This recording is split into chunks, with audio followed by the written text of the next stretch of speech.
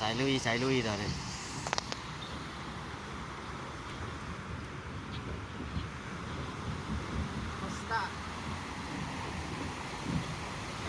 โหดเกิน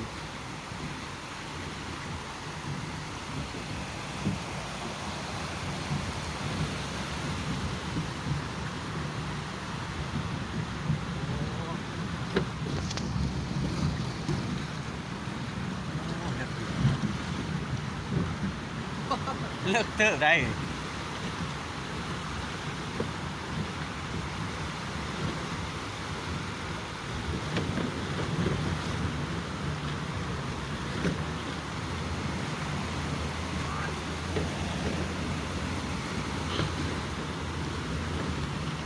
ขึ้นห้วยไปเลยวะอย่าไปห้วยนั่นเลยแหละที่ผ่านเลย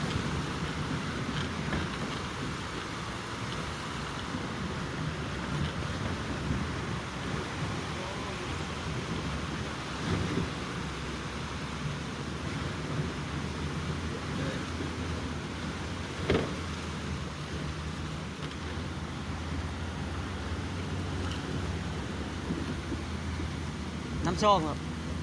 ซอง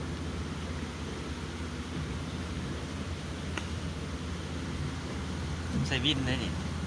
มูวิน ลงยูทูบมาทิกตอกมา ติ๊กต็อก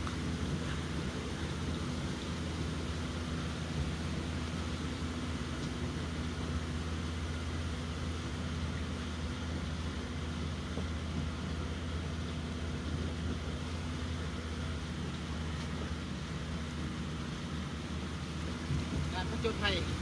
จะไทยลุยเป็นลุยงานนี่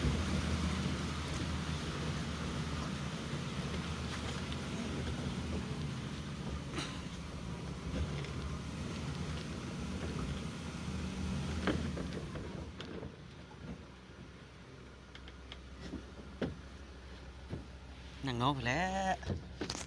ชมนกชมไม้ไป